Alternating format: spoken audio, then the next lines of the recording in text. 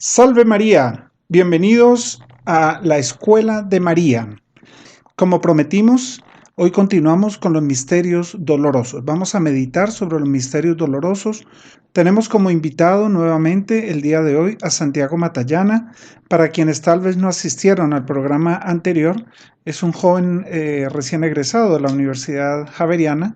Él es arquitecto y es cooperador también de los Heraldos del Evangelio y nos acompaña para que meditemos sobre este bello tema que son los misterios dolorosos. Santiago, salve María. Salve María, don Fernando, encantado de estar aquí nuevamente en el programa. Bueno, la semana pasada estuvimos meditando sobre el primer misterio doloroso, la oración de nuestro Señor en el Huerto de los Olivos, y estábamos hablando del segundo misterio que es la flagelación, la cruel flagelación de nuestro Señor. Sí, en el programa pasado hicimos un buen repaso por varios puntos de la flagelación. Invitamos a que los escuchen, si no lo han podido escuchar, en la página de la emisora.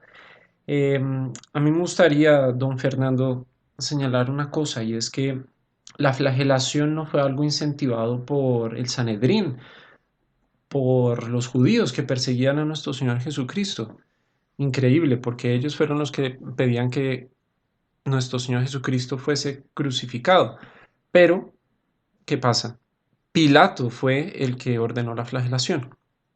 Y es muy importante ver que él tenía las intenciones, entre comillas, buenas de salvarlo, y él, para calmar un poco esa efervescencia que tenía el pueblo, él lo mandó flagelar con la intención de que después de haberlo flagelado, entonces el pueblo dijera: uy, no, ya listo, vamos a soltarlo porque ya es demasiado.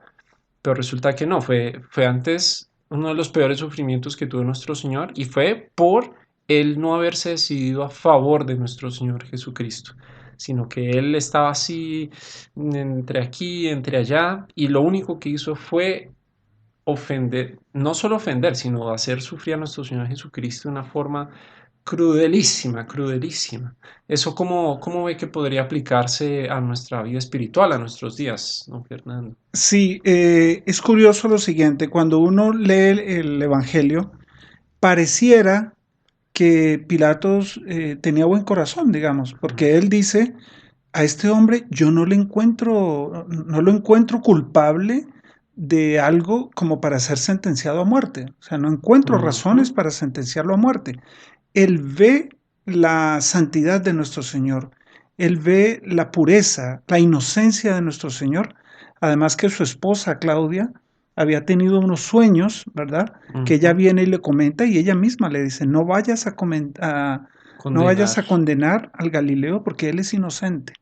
Entonces, Pilato se encuentra ante la inocencia de nuestro Señor y quiere, por así decirlo, entre comillas, defenderlo del populacho, ¿cierto? Decir, no, mire, no, tratando de convencerlos de que no lo condenen a muerte. Y él toma una posición intermedia, lo que dijo Santiago, no se pone en defensa de nuestro Señor, en defensa de la inocencia, en defensa del bien, sino que quiere tomar como una posición intermedia.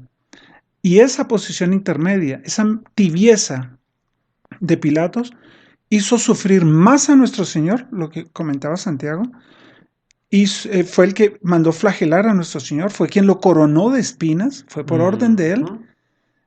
para darle gusto al populacho, digamos, para intentar disuadirlo de matarlo.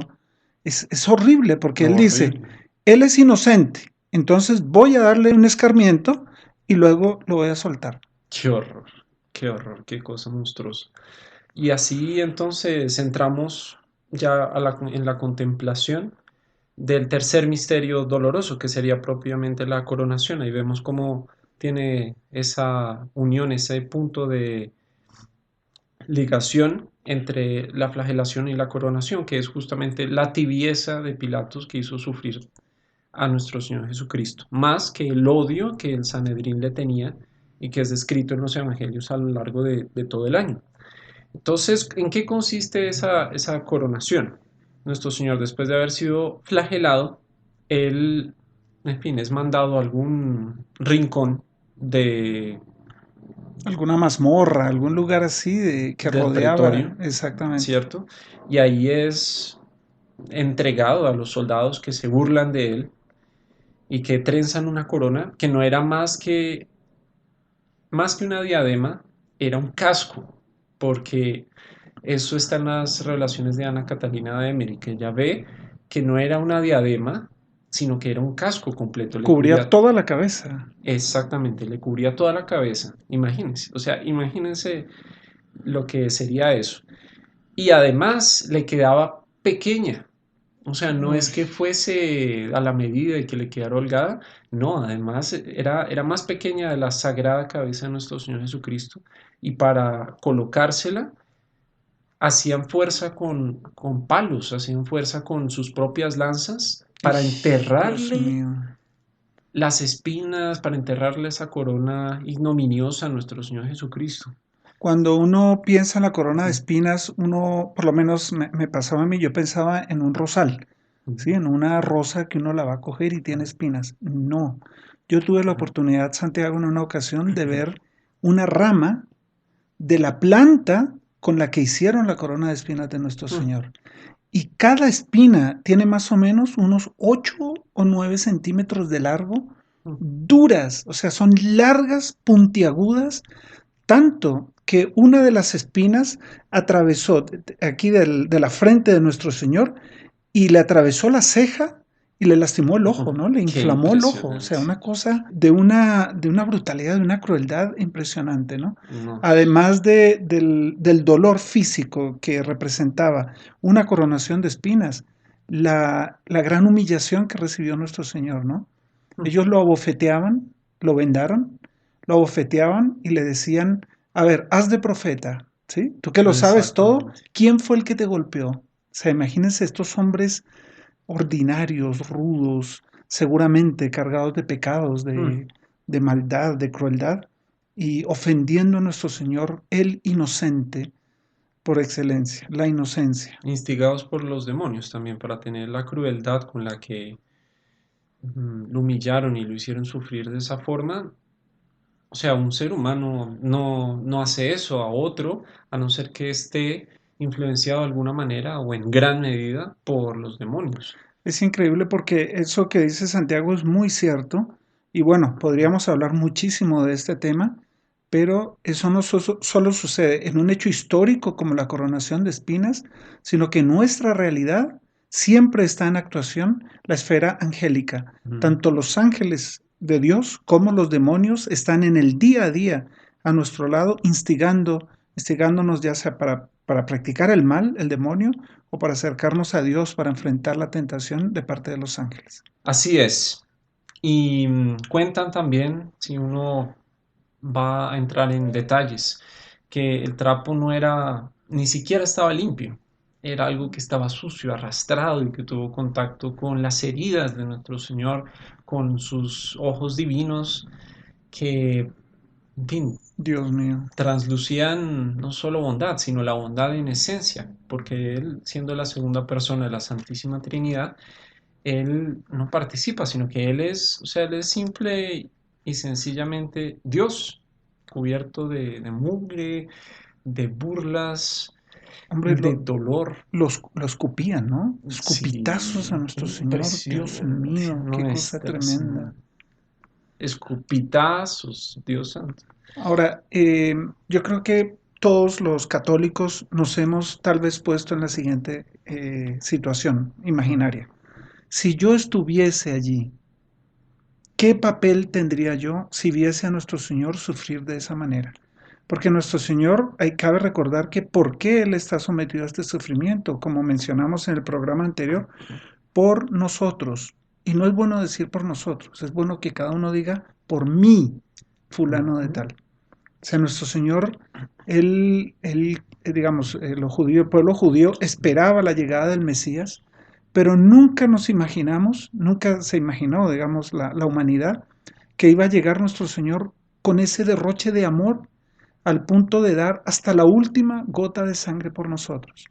Entonces es bueno pensar que nuestro Señor está allí sufriendo por mis pecados. Sí, es algo desgarrador. Lo Y es. escuchaba a un padre que decía, esas espinas, tú se las pones a nuestro Señor con tus pecados. O sea, no decir, qué horror esto. Sí, qué horror. Pero ¿y yo? ¿Cómo actúo delante de ese sufrimiento de nuestro Señor? Así es algo para hacer un examen de conciencia. Y después de la coronación, ¿qué es lo que ocurre? Ahí ya nuestro Señor Jesucristo es condenado a muerte.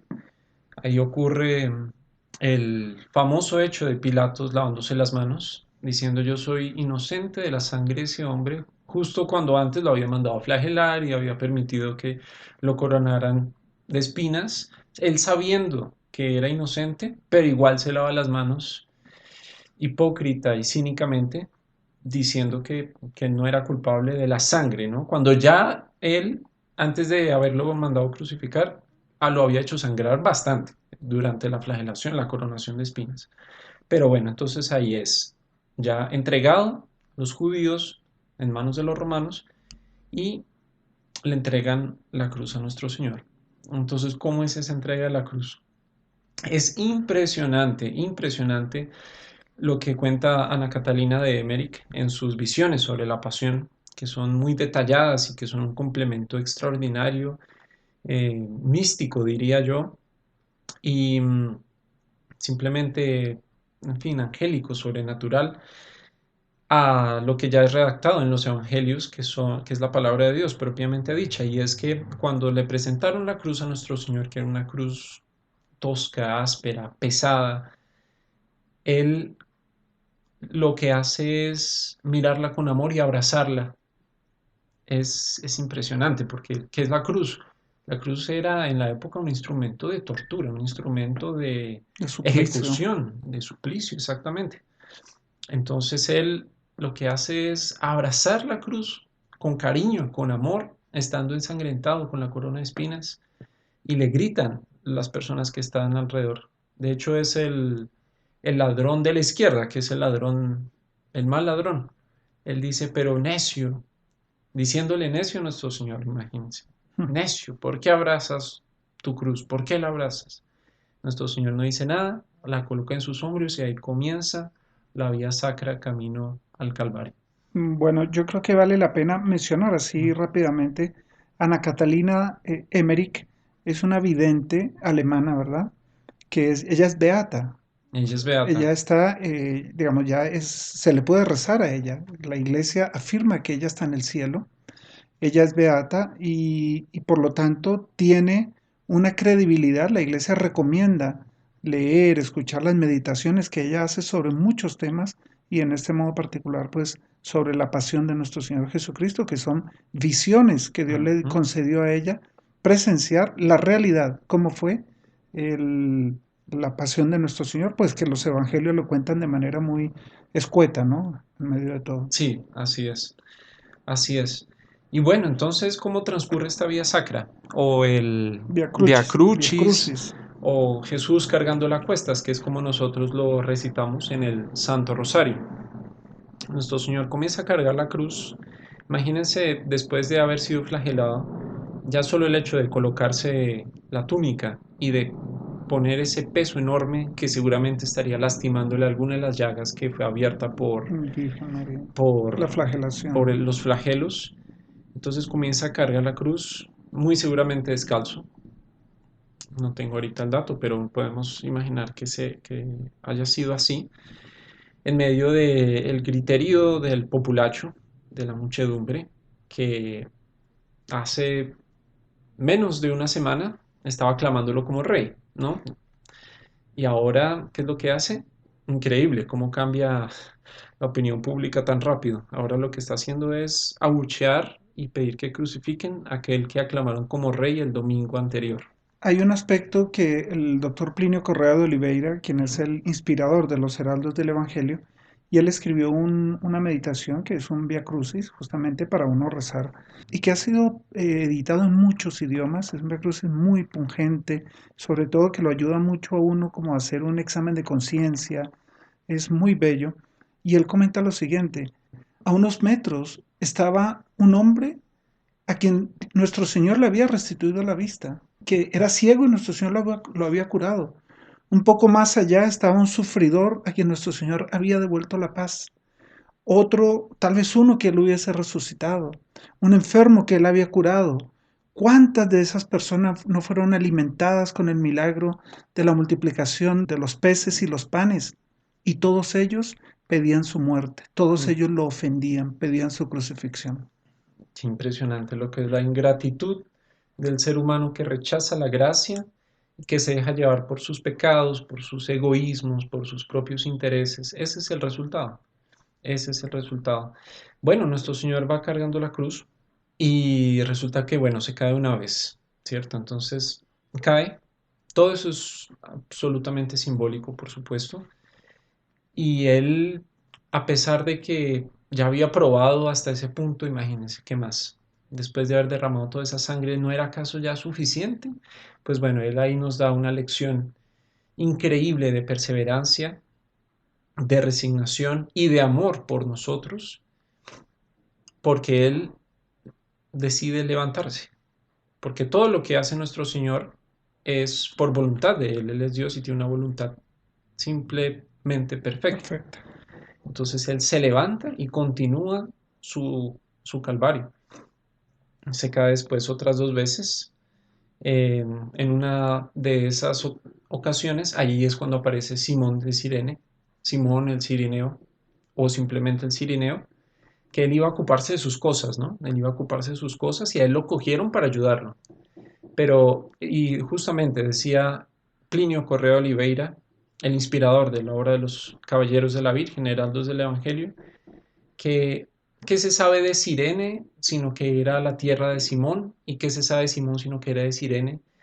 Bueno, pues ¿qué pasa? Los dos nombres surgieron a la luz de la historia, surgieron a una luz de gloria, porque fue Simón de Cirene el que ayudó a cargar y aliviar por lo menos un poco los sufrimientos indescriptibles, inenarrables de nuestro Señor Jesucristo durante ese camino. Fue una de las pocas consolaciones, de los pocos consuelos que tuvo nuestro divino Redentor en la pasión. Y entonces él tiene un mérito extraordinario, extraordinario, Simón de Cirene. Ahora, él, como dice Santiago, él venía, tal vez iba a hacer una vuelta en Jerusalén, digamos, iba a hacer un cambio de dinero, a comprar algo, a vender Es algo. Él iba preocupado de sus cosas, ¿no? De sus cosas personales, que la normalidad de la gente anda por la calle así. Y él se encuentra con nuestro Señor en su camino, en su vida. Y ahí le corresponde a él tomar una posición.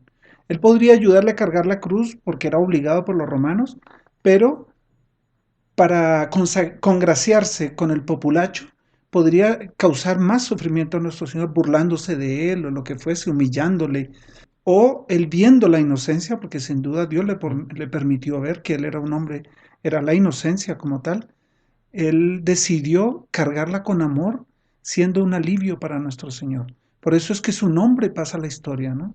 increíble, qué gloria. Qué santa envidia podría decirse de, de Simón de Cirene. Ahora, nosotros, de cierta manera, hoy por hoy uno ve como se podría decir, y hay muchos teólogos, entre ellos nuestro fundador, quien habla de que la iglesia pasa en este momento, por así decir, por una segunda pasión, ¿sí? Porque todos vemos cómo la iglesia católica, los principios cristianos, la virtud, la práctica de los mandamientos son perseguidos, son objeto de burla y son, en fin, vilipendiados por todos, ¿no?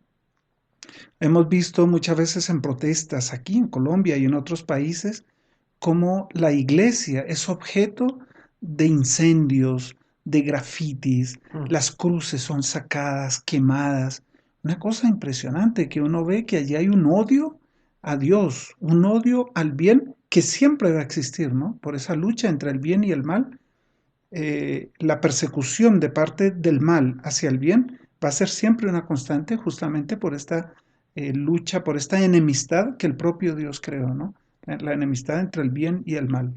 puede hablarse de que justamente todos esos sacrilegios, todas esas ofensas que se cometen contra los recintos sagrados alrededor de todo el mundo, son de una manera mística, de una forma como la iglesia, que es el cuerpo místico de nuestro Señor, la esposa de nuestro Señor Jesucristo, está siguiendo los pasos de su divino esposo, que es justamente una pasión, un sufrimiento inenarrable que está ocurriendo en todos sus miembros y a nivel global. Porque si uno ve el mundo de hoy o sea, es hecho, es como que creado totalmente de espaldas a Dios, ¿no? Las leyes de las naciones contrarían directamente los mandamientos, ¿no? Por ejemplo, aquí en Colombia hace poco fue aprobada la ley del aborto, donde un niño, una criatura de 6 meses de gestación, ¿verdad? Que a veces tiene, en fin, que es un ser humano dentro del vientre de su madre y por ley ya se autoriza a matar. Entonces contraría totalmente el primer mandamiento de la ley de Dios y contraría el quinto mandamiento de la ley de Dios, no matarás. O sea, uno ve Mm. que eso es una persecución a nuestro Señor Jesucristo. Eso es un odio a los mandamientos que nuestro Señor Jesucristo nos dejó. Sí, así es, tal cual. Después de que ocurren los hechos que ya hemos comentado, aparece la Verónica enjugando el rostro de nuestro Señor y las santas mujeres también que lloran por ver la injusticia, nuestro Señor las consuela. Y una parte que no podemos dejar de destacar es el encuentro de nuestro Señor con su Santísima Madre, que es una mirada que habla poemas, habla mil maravillas, infinitud de maravillas. Y nuestro Señor Jesucristo, Él recibe ahí un pequeño consuelo, al mismo tiempo es pungente porque está viendo a Nuestra Señora sufrir, Él también sufre por eso, pero los dos se entienden y dicen es necesario continuar para salvar al género humano que es el que está haciéndolo sufrir en ese mismo momento. Es Impresionante. una paradoja divina. Impresionante porque ahí bueno, yo recuerdo en el Cerro de Monserrate en Bogotá, hay unas imágenes de un Vía Crucis justamente. Y en esta escena, en esta estación, la cuarta estación, que es el encuentro de nuestro Señor con su madre, uno viendo esas imágenes, uno se pregunta, bueno, aquí, ¿quién está consolando a quién? ¿Sí? O sea, Nuestra Sí, Señora está consolando a nuestro Señor, pero está el sufrimiento de ella, imagínense, viendo a su Hijo divino en esa situación, que nuestro Señor a su vez es consuelo para ella. Por eso, una vez más decimos, ella es llamada corredentora, porque ella sufrió cada latigazo de nuestro Señor, era un latigazo en su corazón, cada espina y cada paso de la pasión que nuestro Señor recorría era para ella dolorosísimo. Imaginemos a Nuestra Señora encontrarse a su Hijo Divino en ese estado. ¡Qué dolor! mm, qué dolor, qué pasión de sufrimiento realmente. Pero bueno, entonces se llega al Calvario, se llega al monte de la calavera y ahí nuestro Señor es despojado de sus vestiduras, arrojan la cruz en el suelo, Él se acuesta en la cruz y cuando comienzan a clavarlo, unos clavos gruesos que clavan violentamente, por supuesto, en las divinas muñecas de nuestro Señor Jesucristo, y Él, que durante toda la pasión fue tan silencioso, tan divinamente manso, ahí es cuando da la primera palabra del famoso sermón de las 7 palabras, que son las últimas frases que dice nuestro Señor, llenas de significado también, un significado eterno, aplicable para todas las épocas. Él dice, Señor, perdónalos porque no saben lo que hacen. Hay un pormenor que sucede antes de nuestro Señor ser crucificado que mencionó Santiago y es que nuestro Señor es despojado de las vestiduras. Es tremendo. Nuestro Señor lo desnudaron. Y los impuros que estaban allí, esos romanos que vivían una vida de inmoralidad, ¿verdad? Ellos no practicaban los mandamientos, por lo tanto, vivían, y todo el mundo lo sabe, ¿no? Lo que era el imperio romano, practicaban las aberraciones más terribles, o sea, eran hombres impuros burlándose de la desnudez de nuestro Señor. Y parecería algo, digamos, que es poco comparado a todos los sufrimientos que él tuvo, pero nuestro Señor quiso darnos ese ejemplo de enfrentar la burla de los demás y que esa burla muchas veces es utilizada por el mal como arma de ataque contra los buenos. La burla, ridiculizar a aquel que quiere practicar la virtud, ridiculizar a aquel joven tal vez que quiera, que diga yo rezo el rosario todos los días, aquel que dice aquel joven o aquella joven que quiere practicar la castidad, que quiere ir a misa, que quiere comulgar, que dice no a los ambientes impuros, que dice no a la inmoralidad de la televisión. Pero entonces es la burla, la risotada, es un arma que usa el mal contra el bien y nuestro Señor quiso enfrentarla para darnos esa lección. Y eso es algo que no es muy comentado, es algo de lo que se habla poco y por lo tanto es bueno tenerlo presente también, porque nosotros pensándolo, meditándolo, poniéndonos en el lugar de nuestro Señor y sufriendo junto con Él, aunque sea 2000 años después, podemos de una forma mística también ayudar a nuestro Señor en ese sufrimiento terrible, donde no tenía consuelo, pues bueno, coloquemos como intenciones de esta meditación justamente el consolar a nuestro Señor y tal vez en esos sufrimientos que son poco considerados, como este que acabamos de comentar ahora.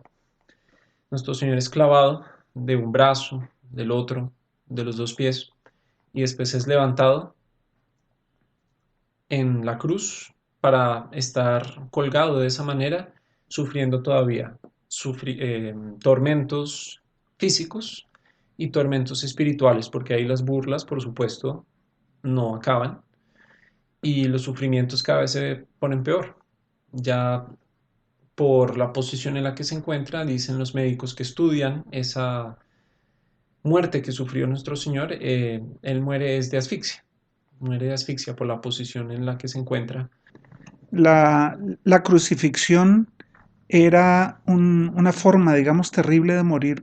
La persona al quedar colgada de esa manera siente asfixia, ¿verdad? No puede respirar. La única forma de poder respirar un poco es apoyarse en los pies y para poder respirar, soltar un poco los brazos, descansar un poco los brazos y respirar.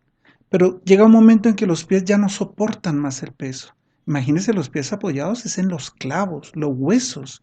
Están sufriendo, digamos, el apoyarse, no es como uno quien se pone de pie, digamos, sino son los huesos, ¿no? Que están soportando el dolor. Cuando la persona ya no soporta más el dolor de los pies, entonces hace fuerza en los brazos para colgarse y dejar descansar los pies, pero ahí no puede respirar. Entonces queda como un péndulo en que sufren los divinos pies de nuestro Señor o los brazos. Es un péndulo de sufrimiento en donde sufren los brazos, sufren los pies, sufren las piernas. Una cosa terrible y que después terminan haciendo con que la persona ya no soporte más, se deje colgar y se asfixie, ¿no? Muera de asfixia. Una cosa Qué cosa así tremenda, impresionante. tremenda. Y pasan 3 horas, ¿cierto? Y nuestro Señor, después de, en fin, tantas cosas, Él entrega su alma de una forma divina. Él dice, Padre, todo está consumado, en tus manos encomiendo mi espíritu. Qué Y ahí impresionante. exhala, dice la liturgia. Es muy bonito porque en la liturgia que nosotros vamos a vivir en esta Semana Santa o estamos viviendo ya, en ese momento nuestro Señor Jesucristo entrega su alma y ahí toda la asamblea, todos los feligreses se arrodillan porque la liturgia no es simplemente un recuerdo, sino que es revivir lo que se dio históricamente de una forma mística, una forma litúrgica, para nosotros beneficiarnos de las gracias que son dispensadas Qué impresionante. de una forma que solo nuestro Señor pudo concebir, que es a través de la gracia que es dispersada por la iglesia, por la santa iglesia que Él fundó.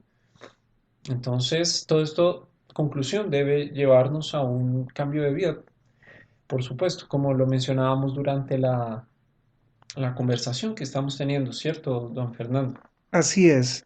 Esto de verdad que uno no puede asistir cada Semana Santa, cada Cuaresma, como quien recuerda un hecho histórico, sino que nuestro Señor, así como pasó delante del Cirineo con su cruz a cuestas, podemos decir que nuestro Señor pasa en este momento delante de nosotros, haciéndonos un llamado a la conversión, que es muy serio. ¿Por qué? Porque estamos en un mundo, lamentablemente, en el que trata de combinar el bien y el mal. Tú puedes ser Bueno, digamos, bueno, sí, vas a misa de vez en cuando, pero no te importes con los pecados que son cometidos contra nuestro Señor, no te importes con la inmoralidad rampante, sino que vive tu vida tranquilo. Nosotros debemos tomar posición a favor de nuestro Señor. Y ese tomar posición es hacer un propósito firme de optar por la práctica de los mandamientos. ¿Queremos consolar a nuestro Señor durante su pasión? Pues démosle ese regalo. Enfrasquémonos en esa lucha interna para la práctica de los mandamientos, que no es otra cosa que llegar a la santidad, a la cual todos estamos llamados. Magnífico. Bueno, Fernando, entonces se nos acabó el tiempo, infelizmente.